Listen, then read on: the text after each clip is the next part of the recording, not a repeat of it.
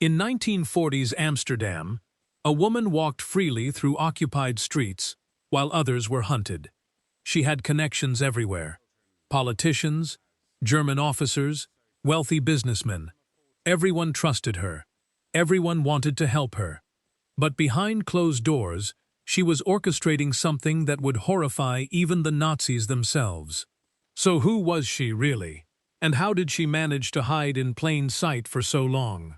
Her name was Geertruida Margaretha Zelle, but the world would know her by a far more sinister title, the Dutch Black Widow. During World War II, most people in occupied Holland lived in fear. The Gestapo controlled the streets. Informants lurked on every corner. One wrong word could mean arrest. One suspicious act could mean death. But this woman? She operated by different rules entirely. She wasn't a soldier. She wasn't a spy for any government. She had no official title, no badge, no authority. Yet somehow, she commanded respect from some of the most powerful people in Nazi-occupied territory. Nazi officers sought her counsel. Dutch collaborators feared her. And ordinary citizens, they had no idea what she was truly capable of. What made her truly radical, so radical that even the Nazi regime distanced themselves from her, wasn't her politics or her beliefs. It was her methods. It was her ability to identify weakness in people and exploit it without mercy. And it was the systematic way she dismantled lives, families, and reputations from the shadows. By 1945, when Dutch authorities finally moved against her, the damage was already done. Dozens had suffered, some had died, and the full extent of her crimes would take decades to uncover. To understand how Geertruida became the Black Widow, we need to go back further, back to before the war, back to when she was just a girl growing up in rural Netherlands. Geertruida was born in 1898, in a small village outside Amsterdam. Her family wasn't wealthy, but they were respected. Her father was a businessman. Her mother came from minor nobility. This mix, working-class ambition meeting upper-class pretension, would shape everything about her. From an early age, Geertruida was different. While other children played, she watched. While others spoke, she listened. Her schoolmates remembered her as charming but calculating, pretty but cold. She had a talent for making people feel special, for remembering details about them that others missed, for knowing exactly what to say to get what she wanted. By her teenage years, something had shifted inside her. A darkness began to emerge. Her journals from this period, discovered years later by investigators, reveal a girl obsessed with power. Not money, not status, power. The ability to make others bend to her will. The ability to see into their weaknesses and use those weaknesses against them. In 1920, at just 22 years old, Geertruida married a wealthy Dutch businessman named Johannes van der Meer. It seemed like the perfect match. She was beautiful. He was rich. Their wedding was the talk of Amsterdam society. But within months, something became clear to those closest to them. Geertruida didn't love her husband. She controlled him. She managed every aspect of his life. His money, his friendships, his business decisions. She isolated him from his family. She turned his own children against him through manipulation and psychological games. And then, in 1928, Johannes van der Meer died under mysterious circumstances. The official cause was listed as a heart attack.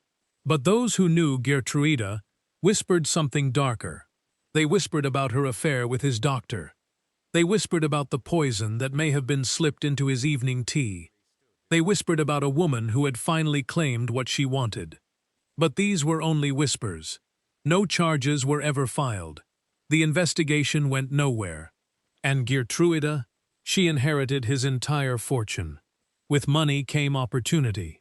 And opportunity transformed Geertruida into something far more dangerous than she'd ever been before. Throughout the 1930s, she became one of Amsterdam's most prominent socialites. She threw elaborate parties. She funded charities. She mingled with politicians, artists, and business elite. On the surface, she was a philanthropist, a patron of the arts, a widow doing good works. But underneath, she was building something else entirely, a network.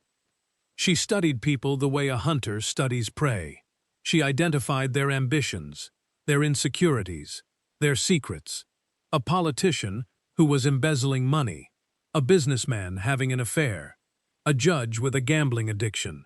She collected these secrets, like currency, and then she waited. When the time was right, she would approach them, not with threats, never with crude blackmail. Instead, she would offer help. She would become their confidant. She would provide loans when they were desperate. She would introduce them to connections who could advance their careers. She made herself indispensable. And then, slowly, she began asking for favors in return. One politician would pass a law that benefited her business interests. Another would kill an investigation into her affairs. A judge would dismiss a lawsuit against her. A wealthy businessman would sign over property in her name. It was a masterclass in manipulation, a web so intricate that no single person could see the full picture. By 1935, Geertruida had accumulated significant wealth and influence. But she wanted more. She wanted absolute power over life and death. She wanted to be able to destroy people completely. Then, in 1940, Germany invaded Holland. Most people saw it as a catastrophe, an end to freedom, the beginning of darkness. But Geertruida saw something different. She saw opportunity on a scale she'd never imagined possible. The Nazis controlled everything now. The police answered to them. The courts answered to them. The government answered to them. All the old power structures that had constrained her were suddenly irrelevant. The rules had changed. And Geertruida, it turned out, was very good at playing by new rules. Within months of the occupation, she had made contact with Nazi intelligence officers.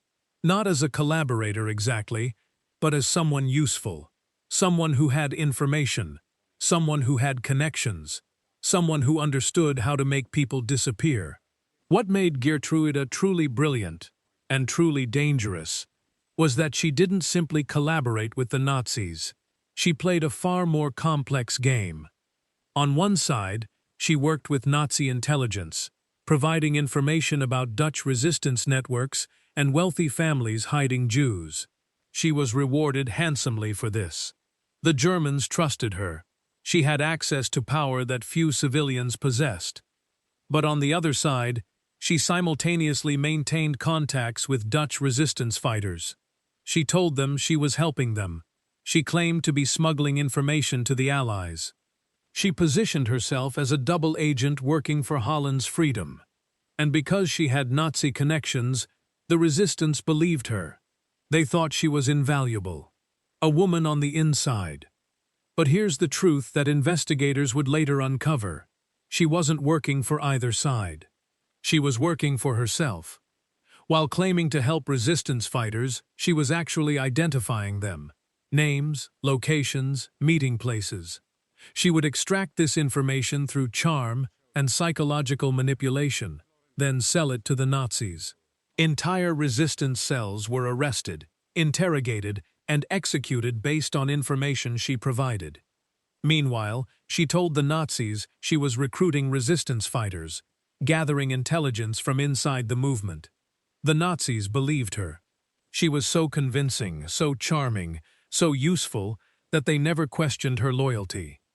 She was essentially playing both sides against each other, while enriching herself with information, money, and power. But her methods went beyond simple espionage. There were rumors of something darker, stories that circulated in whispers among those who knew her. Stories about women who had crossed her and suddenly disappeared. About men who had refused her demands and found themselves arrested by the Gestapo on fabricated charges. About families who had questioned her authority and discovered their children had been sent to labor camps. The Nazis began to notice a pattern. When Geertruida wanted someone eliminated, That person disappeared. No questions asked. No investigation. Just gone. And yet, she was careful never to leave evidence, never to make direct threats. She would simply mention a name in passing to a Nazi officer, plant a seed of suspicion, suggest that someone was dangerous, and then the Nazi machinery would do the rest. This was why she became so radical, so dangerous. Even the Gestapo, an organization built on terror, began to see her as unpredictable, as someone they couldn't fully control, as a threat. By 1943, Geertruida had become something beyond a collaborator. She had become a power unto herself. And with that power came a trail of victims whose stories were only pieced together after the war. There was Marcus Feldman, a Jewish businessman who had managed to hide his identity throughout the occupation. He had friends in the resistance. He had resources. He was planning to escape Holland and reach England, but he made one mistake. He trusted Geertruida. She approached him at a social gathering, speaking to him in hushed tones. She told him she could get him false papers. She said she had contacts who could arrange passage on a ship. She seemed genuinely interested in helping. She invited him to her home to discuss the details. He never left that home as a free man. According to witness testimony discovered after the war, Geertruida had drugged him, then contacted the Gestapo. Marcus Feldman was arrested that night. He was sent to Auschwitz. He was murdered in 1944. Geertruida kept his diamond cufflinks as a souvenir. Then there was the case of Anna Vermeulen, a young resistance fighter. Anna was brave, dedicated, and, unfortunately for her, romantically vulnerable. She had lost her fiancé in the early days of the occupation. She was lonely. She was looking for human connection. Geertruida befriended her. She listened to her stories. She made her feel understood. And slowly, subtly, she extracted information. Anna revealed the names of her contacts, the locations of safe houses, the identities of other fighters. Within weeks, most of Anna's cell had been arrested. Anna herself managed to escape, but she spent the rest of her life racked with guilt, knowing that her trust in Geertruida had led to the death of friends and comrades. But perhaps the most chilling case involved Hendrik de Vries, a Dutch policeman who had begun to suspect Geertruida's true nature. He was investigating her finances, looking for evidence of collaboration. He was getting close to the truth. Geertruida learned of his investigation, so she created evidence against him instead. She forged documents suggesting he was stealing from the Nazi regime. She planted testimony from witnesses she had paid off. She suggested to Nazi intelligence that he was skimming money from confiscated Jewish property. Within days, Hendrik de Vries was arrested. He was interrogated by the Gestapo. He was tortured, and he was eventually executed, still insisting on his innocence, still not understanding what had happened. Geertruida attended his funeral. Witnesses say she wore a black dress and wept quietly throughout the service, a perfect performance of grief. But she had orchestrated his death as systematically as a composer arranging a symphony. These weren't isolated incidents. By 1944, investigators would estimate that Geertruida's actions, direct or indirect, had resulted in the deaths or disappearances of at least 30 people, possibly more. This is where the story becomes truly extraordinary, because by 1944, something unprecedented was happening in Nazi-occupied Holland. The Nazi regime itself was becoming afraid of Geertruida. At first, the Gestapo had viewed her as a useful asset, a collaborator who provided valuable intelligence, someone who helped them identify enemies and eliminate threats. But as her power grew, they began to see her differently. The problem was control, or rather, the lack of it. The Nazis believed in absolute hierarchy, one chain of command, one source of authority. Everyone answered to someone above them. But Geertruida didn't fit into this structure. She had connections to multiple Nazi agencies. She had protectors in high places. and she operated with an independence that made her difficult to predict or manipulate. More troubling, she knew too much. She had information on Nazi officers' corruption. She knew about black market dealings. She had documented evidence of crimes and abuses that could have embarrassed the regime, and she had made it clear, in subtle ways, that this information was insurance. If anything happened to her, it would be released. She had essentially taken the entire Nazi occupation hostage, using the threat of exposure. But the real breaking point came in late 1944. Geertruida had orchestrated the arrest of a high-ranking Nazi intelligence officer named Klaus Brenner. Her accusation was that he was secretly working with the Dutch resistance. The evidence she presented was circumstantial, planted, and completely fabricated. But she had enough credibility that an investigation was launched. Brenner was arrested, interrogated, and only after weeks of investigation did the truth emerge. He was innocent. The evidence against him was false. The Nazi regime realized, with horror, that Geertruida could manipulate them just as easily as she manipulated civilians. She could destroy a man's career with false accusations. She could orchestrate investigations into innocent people. She had weaponized the Nazi system against itself. This was the moment when official correspondence shows that high-ranking Nazi officials began to view Geertruida as a problem that needed to be eliminated.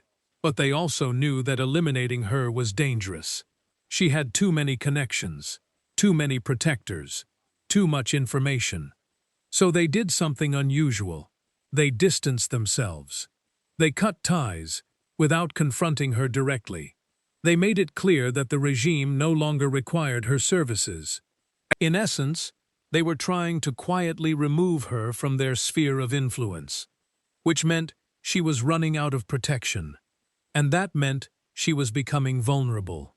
As 1945 began, the Nazi regime was collapsing. The Allies were advancing from the west. Soviet forces were pushing from the east. Holland's occupation was entering its final chapter.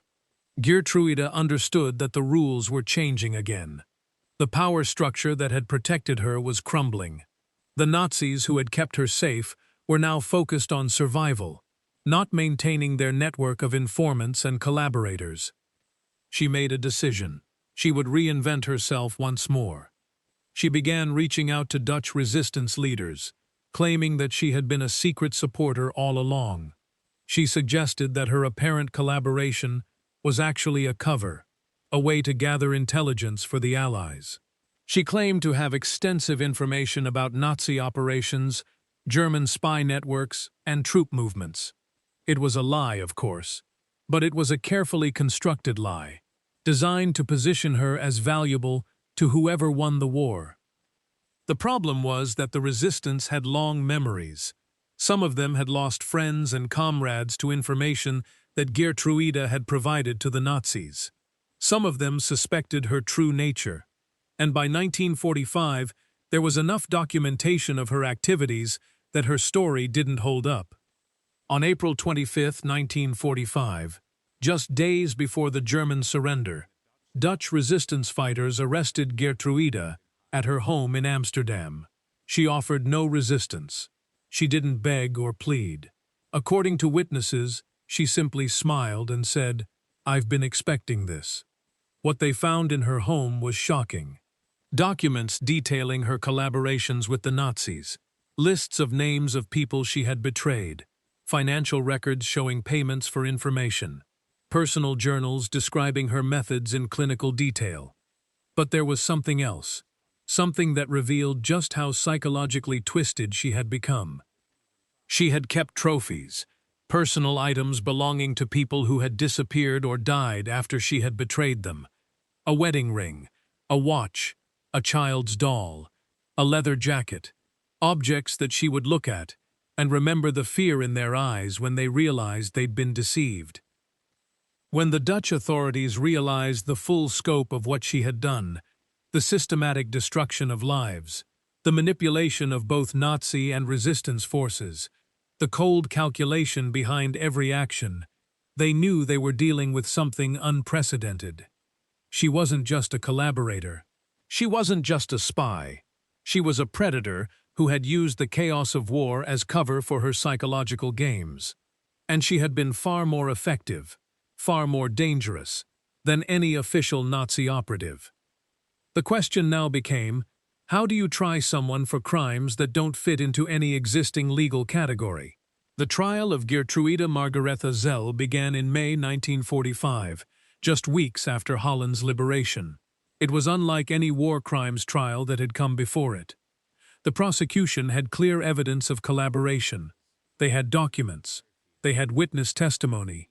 They had her own journals. But what made this trial different was the fundamental question it raised. Was she criminally responsible for her actions? The court appointed a team of psychiatrists to evaluate her mental state. What they discovered was chilling. Geertruida showed no signs of remorse. None. She didn't apologize for the deaths she had caused. She didn't express sadness about the families she had destroyed. When presented with evidence of specific victims, she would calmly explain her reasoning. She would describe how she had identified their weaknesses and exploited them with the same emotional detachment someone might use to discuss a chess game. The psychiatric reports used words like sociopath, psychopath, and deeply disturbed. One psychiatrist wrote, "The subject exhibits no empathy, no conscience, and a complete absence of moral framework. She views human beings as objects to be manipulated and destroyed for personal gain. She is not insane. She is worse than insane. She is calculating and rational while being fundamentally broken." When asked during testimony why she had betrayed so many people, she responded simply, "Because I could. Because they were weak, and I was strong. Because the war gave me permission to be what I always was." The judge asked her if she felt any regret about the deaths she had caused. She paused for a moment, then said, "Regret implies that I wish things had been different. I don't. I regret nothing. Every action I took was a choice, and I would make the same choices again." This honesty, this complete lack of remorse or moral awareness, was actually more damning than any confession could have been. It showed that she wasn't a person corrupted by circumstance. She wasn't someone who had done wrong during wartime and later felt guilty. She was someone who had revealed her true nature during wartime because the normal rules of society had temporarily dissolved. In a sense, World War II hadn't made her evil. It had simply given her freedom to express an evil that had always been inside her. The war didn't change who she was. It revealed who she had always been. The question of how to punish such a person became a legal and moral puzzle that Dutch authorities struggled with for months. On October 15, 1945, Geertruida Margaretha Zelle was sentenced to life imprisonment for crimes against humanity, collaboration with the enemy, and murder. But here's what's important. The court also made a recommendation. They recommended that she never be released, not even after serving decades. They recommended that she be kept in solitary confinement for the remainder of her life, with minimal human contact. They recommended that a psychiatric evaluation be conducted every 5 years to assess whether she remained a threat. In essence, the Dutch legal system was saying, this person is too dangerous to ever walk free. She was sent to a prison in Utrecht, where she would spend the next 28 years of her life in a cell. According to prison records, she never requested parole. She never appealed her sentence. She seemed almost content with her fate. Prison, after all, was just another stage, another environment to control. Prison guards reported that she spent her time reading, writing, and exercising. She was model prisoner in terms of behavior. She never fought, never caused trouble, never tried to escape. But she also never showed any sign of change. She never expressed remorse. She never participated in rehabilitation programs. She simply existed. Other inmates feared her. Even in prison, surrounded by guards and rules, she wielded a kind of power. She could manipulate situations. She could turn guards against each other. She could orchestrate small cruelties against prisoners who annoyed her. In 1973, Geertruida Margaretha Zelle died in prison at the age of 75. The cause was listed as a heart attack, but those who knew her history whispered that she had simply willed herself to death, that when she realized she would never be released, never have freedom again, she had decided to end things on her own terms. Her death marked the end of one of the war's strangest and most disturbing stories. A woman who had played the Nazi regime like an instrument. A woman so radical in her methods that even the architects of genocide had found her frightening. She was, in many ways, a mirror reflecting back the darkness that the war had revealed in human nature. The story of Geertruida Margaretha Zelle doesn't have a neat ending.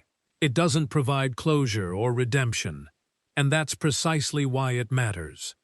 After the war, Dutch authorities compiled extensive documentation on her activities. Researchers interviewed survivors, examined her journals, and traced her connections. But even with all this evidence, questions remained. Questions that still puzzle historians today. First, how many people actually died because of her actions? The official count is 30, but investigators suspect it could be much higher. Some victims disappeared without a trace. Some were buried in unmarked graves. Some deaths were attributed to other causes. The true number may never be known. Second, was she the only one? Throughout the war, the Nazis employed thousands of informants and collaborators. Geertruida was unique in her psychological makeup, but was she unique in her methods? How many other women and men used the chaos of war as cover for systematic cruelty? Third, how much of what happened during the occupation was orchestrated by people like her, individuals operating for personal gain rather than ideological conviction? When we talk about World War II, we often focus on the grand narratives, the ideologies, the military strategy, but we rarely talk about the countless small actors who profited from suffering, the bureaucrats who got wealthy, the informants who gained power, the collaborators who were motivated not by belief but by opportunity. Geertruida represented something that makes us deeply uncomfortable. The idea that evil isn't always about grand ideology. Sometimes it's just about a person with no conscience finding an opportunity to exercise power. There's one final detail that historians find particularly chilling. Years after the war, a researcher was going through Geertruida's journals, thousands of pages written in her precise, careful handwriting, and they found an entry dated April 1945, written just days before her arrest. It said, "I wonder if the next war will come in my lifetime. I wonder if I'll have another chance." The Nazis were useful, but they were ultimately limited. They were bound by ideology. They believed in something. That made them predictable. Next time, I would do things differently. Next time, I would be more careful. Next time, I would win. She was 47 years old. She was about to be arrested. And she was already fantasizing about the next opportunity to destroy lives. That's the real horror of this story. It's not that Geertruida was unique. It's that she might represent a type of person that exists in every society, in every era. A person without conscience, without empathy, without moral framework. A person who, given the right circumstances, becomes a predator. The war didn't create her. It simply revealed her. And the question we're left with is not about her.